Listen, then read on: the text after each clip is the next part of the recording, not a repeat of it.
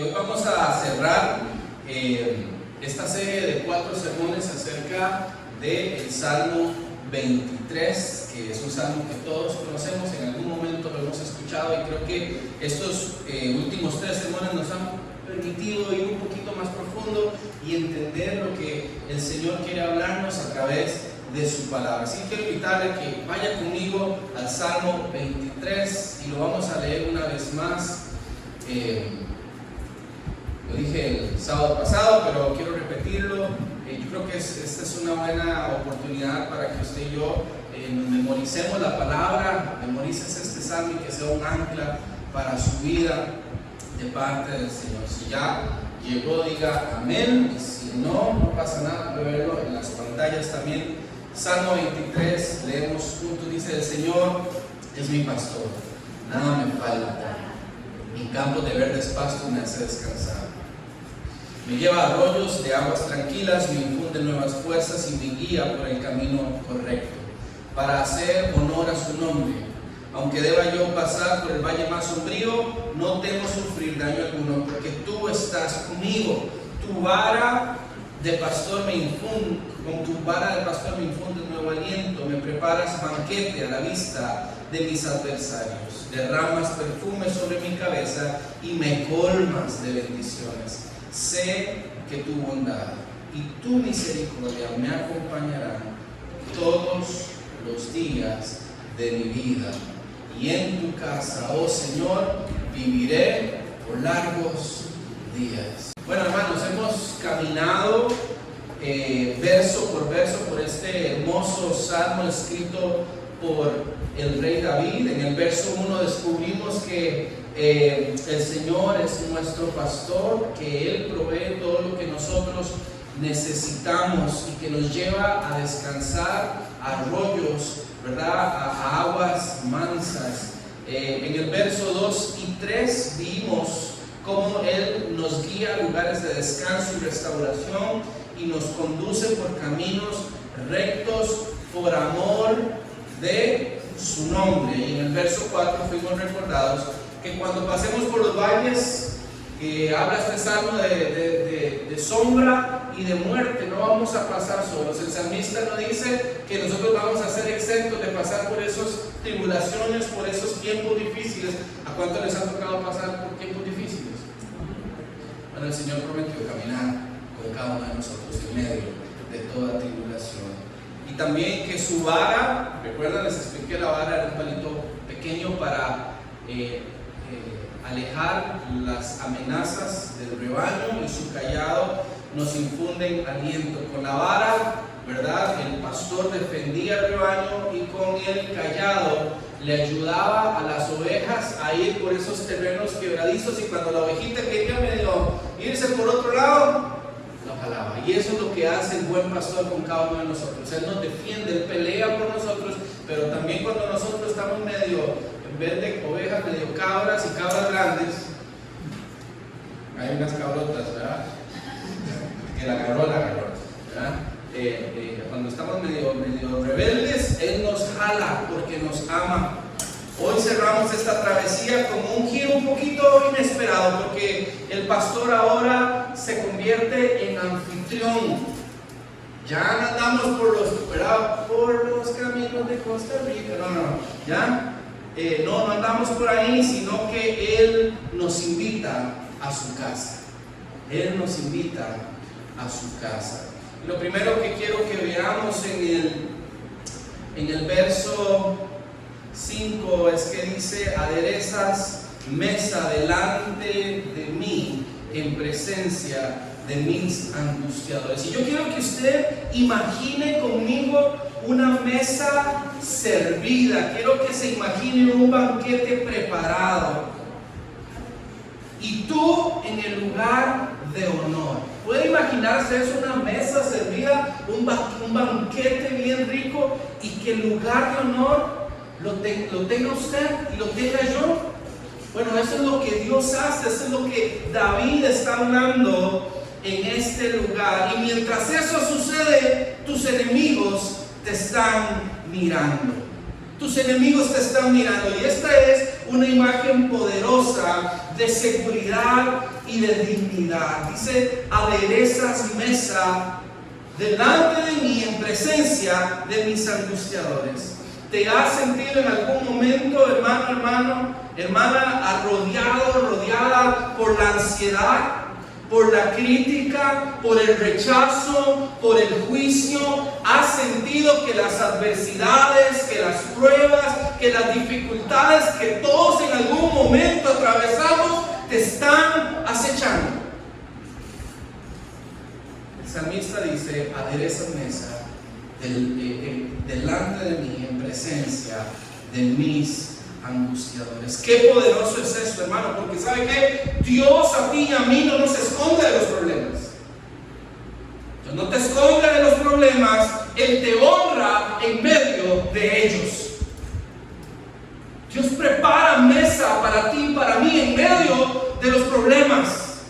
Tú y yo no necesitamos que nuestros enemigos desaparezcan para tener paz. ¿Sabes qué necesitamos? Necesitamos la presencia del anfitrión en nuestra vida. ¿Y quién es ese anfitrión? El buen pastor, Cristo Jesús. Él adereza mesa delante de mí en presencia de mis angustiadores. No hay mejor anfitrión que nuestro buen pastor. No hay mejor anfitrión que Cristo Jesús. Permítame ilustrar esto con un pasaje bíblico. Si usted estudia Lucas capítulo 7, vemos que Jesús llega a la casa de un fariseo y de pronto una mujer rompe un frasco de perfume y unge sus pies con lágrimas. Y dice cuenta la palabra que este fariseo, que había invitado a Jesús con todos sus discípulos, dice que el fariseo juzga a esta mujer, pero Jesús la recibe y la honra delante de todos. Y ese es nuestro anfitrión, ese es Cristo Jesús, el que nos recibe y nos defiende públicamente.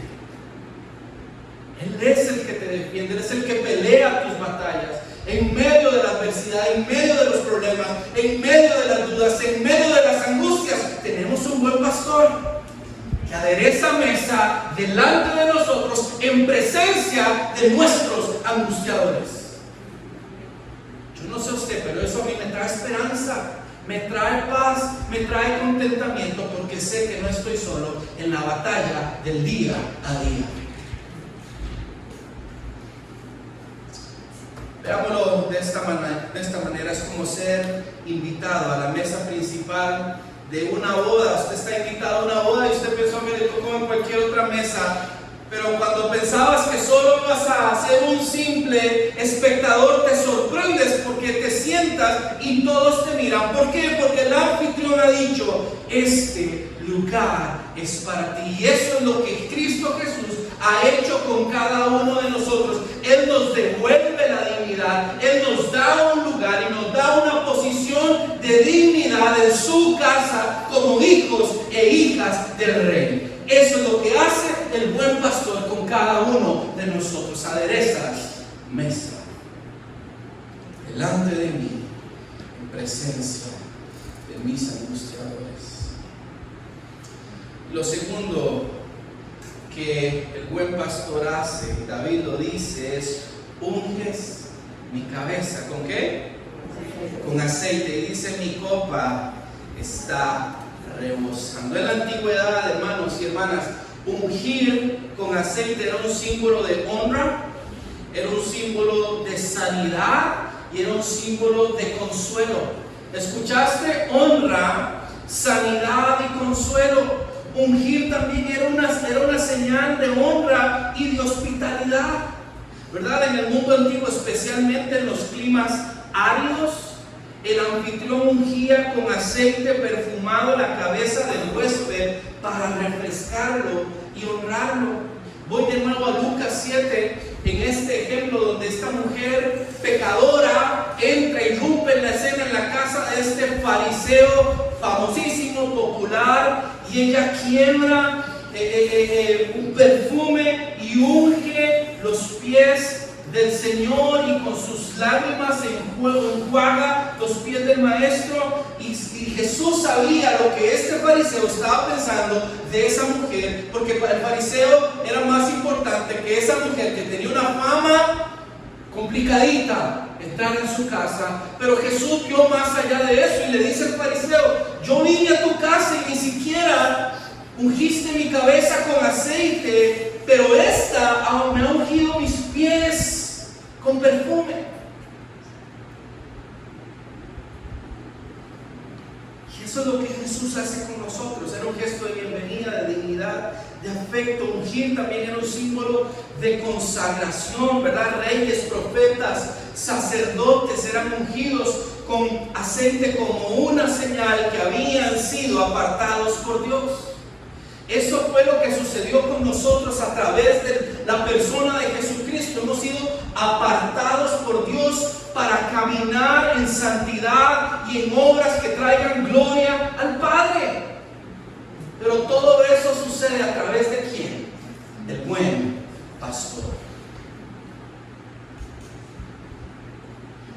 Dice 1 Samuel 16:13 que Samuel tomó entonces el cuerno donde llevaba el aceite y lo ungió como rey en presencia de sus hermanos. Está hablando de David.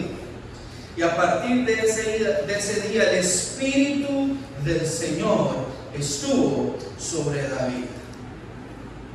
Eso implica ese ungimiento, ¿verdad? David dice: unges mi cabeza con aceite, mi copa está rebosando. Eso implica que Dios te elige, Dios te da propósito y Dios te llena de su presencia. Dios te elige, Dios te da un propósito y Dios te llena de su presencia para que puedas cumplir el propósito por el cual estás en esta tierra. El aceite era un símbolo del Espíritu Santo, y eso lo vemos a través de toda la Escritura. A lo largo de la Biblia, el aceite representa la unción espiritual y la obra del Espíritu Santo en la vida de cada uno de nosotros. Podemos leer 2 Corintios capítulo 1 versículo 21, versículo 22, 1 de Juan capítulo 2 y 27. Dice: la unción que ustedes recibieron de Él, está hablando de Jesús, permanece en ustedes y no tienen necesidad de que nadie les enseñe. Así como la unción misma les enseña todas las cosas, es verdadera y no falsa. Dice: permanezcan en Él, tal y como les ha enseñado. Dios no solo nos recibe en su casa, Él no solo es un buen anfitrión. Él es un anfitrión que nos restaura, que nos sana y que nos dignifica. Tal vez tú viniste esta tarde aquí y vienes enfermo, vienes enferma. Tal vez tu enfermedad no tiene que ver con un padecimiento físico, pero sí con un padecimiento del alma. El buen pastor te puede sanar. Tal vez vienes con la vida hecho pedazos. Hace 2 sábados les enseñé del método Kintsugi, ¿se acuerdan? De la técnica japonesa donde ellos pegan y con una técnica con oro y un alimento especial, y esa pieza que se había quebrado en 1000 pedazos recobra más valor ahora. Eso es lo mismo que Dios hace con cada uno de nosotros. Él nos restaura, Él nos devuelve propósito. Usted puede estar en este lugar, viene, canta, levanta las manos, dice amén y sale aquí y sigue viviendo la vida sin propósito. El buen pastor entregó su vida por ti para darte un propósito. Él nos sana, Él nos restaura y Él nos dignifica. Hay gente que no puede ni cantar, no puede alabar, no puede ni levantar el rostro, no le dan la cara porque viven con vergüenza por errores del pasado, por situaciones del pasado, tal vez con responsabilidad o sin responsabilidad. Quiero decirte que Cristo pagó el precio por esas cosas. Y lo que el diablo ha querido usar para traer vergüenza, para traer culpa, para sacarte del propósito de Dios, Dios lo quiere transformar para su gloria. Lo que el diablo quiso usar para tu vergüenza, Dios lo va a usar para su gloria en tu vida y en mi vida. Y eso solo lo hace el buen pastor.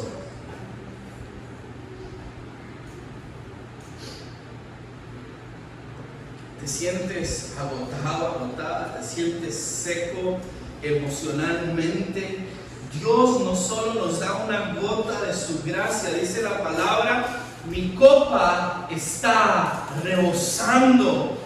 Dios te llena hasta que te reboses. Cuando el alma se reseca, el espíritu es como aceite fresco en cada una de nosotros. Mi copa está rebosando, hermanos. En Dios no hay escasez, en Dios no hay miseria. Yo no estoy hablando de un tema económico, aunque Dios también en eso nos puede prosperar. Yo estoy hablando de la prosperidad de tu alma y de tu corazón. Efesios capítulo 3 versículo 20 dice: aquel que es poderoso para hacer mucho más abundantemente de lo que pedimos o entendemos. Si alguna vez ha ido a una sodita, a algún restaurante, y eso me puede ayudar.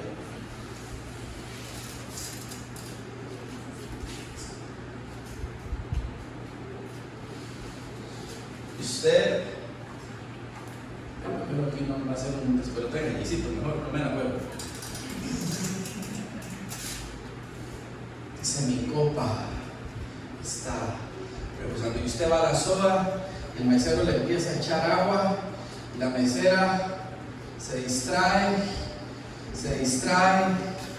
y empieza a caer. ¡Soda! Mi copa está rebosando. Eso es lo que Dios hace en tu vida y en mi vida y en mi corazón y en tu corazón. Dios no quiere que usted viva así, hermano, de a poquitos.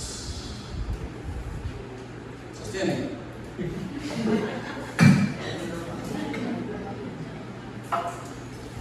Tu copa fue hecha por Dios para que viva rebosando y rebosando y rebosando. Eso es lo que Dios quiere para cada uno de nosotros. Ya se puede tomar ahorita y decir: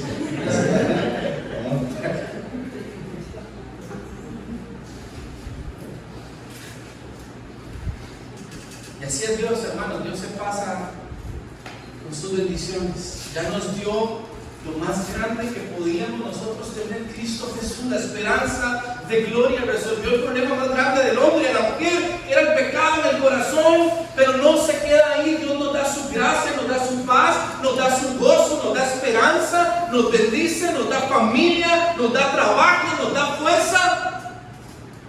Mi copa está rebosando. Él se pasa con sus bendiciones, no por error, sino por diseño. Dios es un Dios que da en abundancia a cada uno de nosotros. ¿Cuántos están agradecidos con Dios?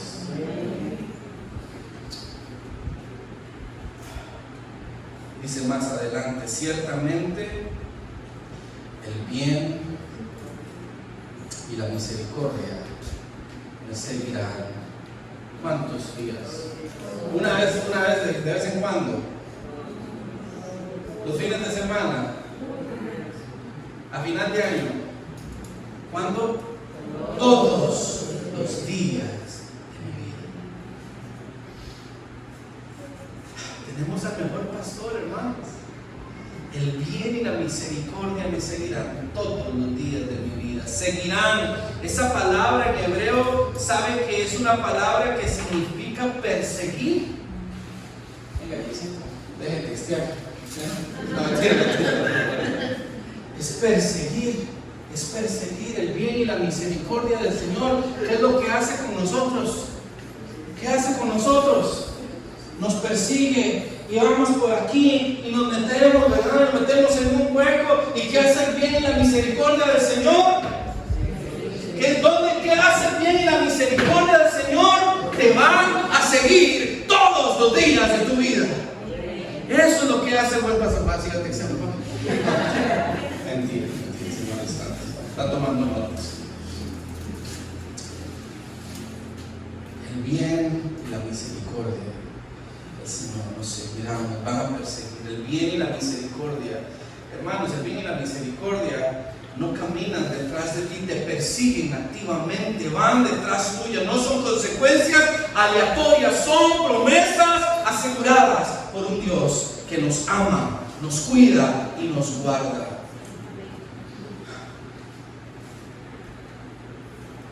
Cuando sientas que estás siendo perseguido por las malas noticias, por la escasez, por la soledad, recuerda quién realmente te está siguiendo. A ti te está siguiendo el bien, la bondad, la misericordia, la fidelidad inmerecida de un Dios que está sentado en el trono, pero que también vive en el corazón de cada uno de los que estamos en este lugar. Haga de cuenta, imagínese que usted va caminando con temor y va para su casa y le va poniendo, porque usted sabe que en uno de esos lugares lo pueden asaltar a uno feo, y usted va con temor y pasa por un callejón oscuro y al darte vuelta ves que alguien te sigue, pero no es un ladrón, es un guardaespaldas que el Rey te ha enviado para protegerte. El bien y la misericordia te seguirán todos los días de tu vida. Eso es Dios el que lo hace. Y número 4, termino con esto.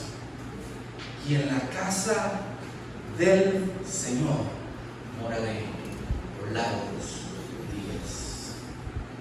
Ahora, hermanos, aquí David no está hablando solamente de ir al cielo, aunque cuántos están expectantes del día que el Señor los llame para encontrarse con Él cara a cara. Hay gente que tiene miedo a hablar de la muerte, hay gente que dice, no, yo no me quiero morir todavía. Yo entiendo.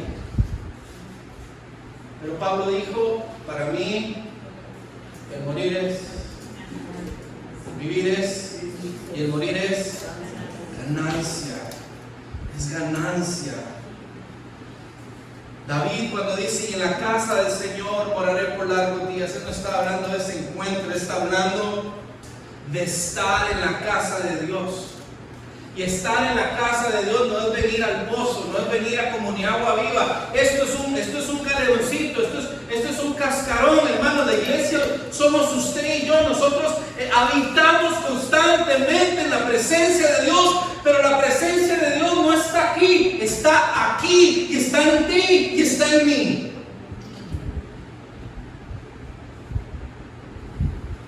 Hay gente que viene y se compra, vienen a congregarse aquí o en cualquier otra.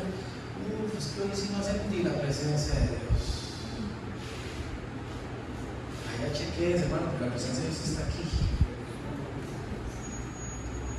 La presencia de Dios mora en ti, mora en mí. Cada uno de nosotros.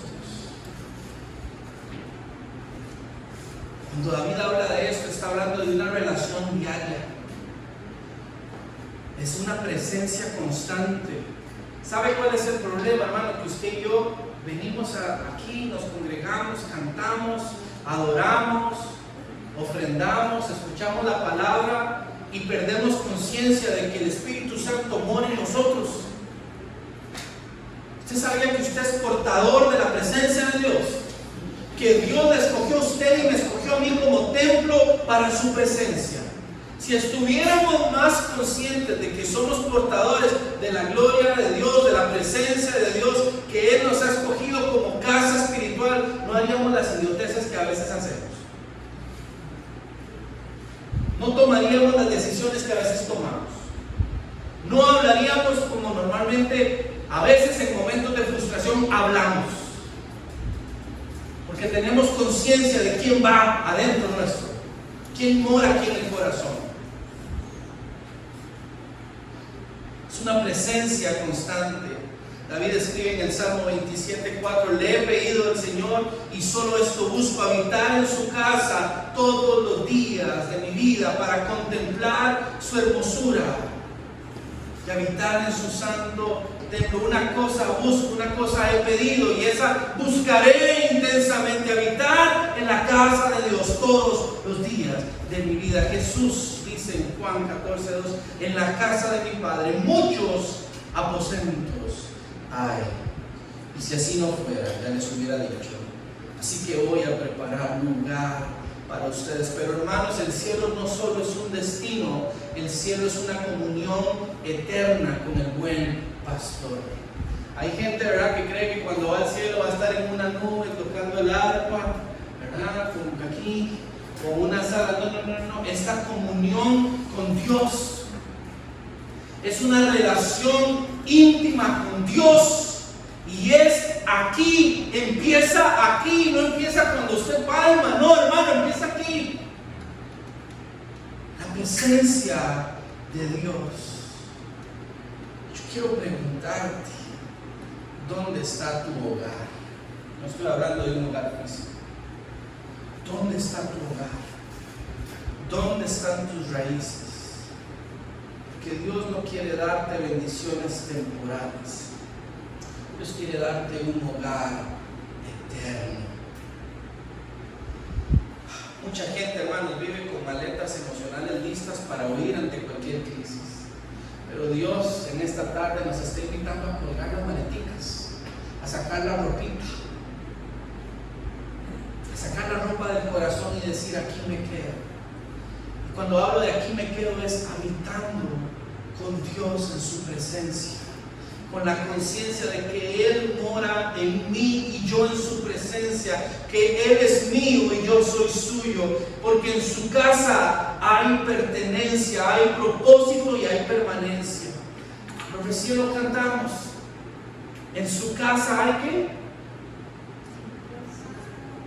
Sitio para mí. Los hijos y las hijas de Dios entienden que en la presencia de Dios hay un lugar para cada uno de nosotros. Cuando yo llego y le toco la puerta a mi papá, yo ya tengo 38 años, hace 10 años que salí de la casa de mi papá, pero yo sé que si yo le toco la puerta a mi papá y él está, él me abre y me dice: mi amor, ¿cómo estás? Pase adelante, sírvase lo que quiera, abra la refri, vaya, acuéstese. Eso es lo que hace papá, eso es lo que hace mamá. ¿Cuánto más nuestro Padre Celestial? Nuestro buen pastor, Cristo Jesús, esperanza de gloria. Hermano, cuelgue las maletas, saque la ropa de su corazón y diga en esta tarde: Señor, aquí quiero habitar. Aquí quiero habitar, en la casa del Señor moraré por largos días. En su casa, hermanos, hay pertenencia, hay propósito y hay permanencia. Concluyo con esto. Venga a casa. Vuelva a casa. Si usted ha estado lejos, vea, usted puede venir aquí todos los sábados y está lejos de la casa del Padre. Usted puede venir a todas las actividades que hacemos, puede ir a todas las actividades que hace 6-8 y no estar en la casa del Padre. Estar en la casa del Padre no implica solamente cultearnos los sábados, cantar 2 canciones alegres y 2 tristes. No, es más que eso. Este salmo termina como debería terminar toda buena historia, con el protagonista en casa, en paz y rodeado de amor.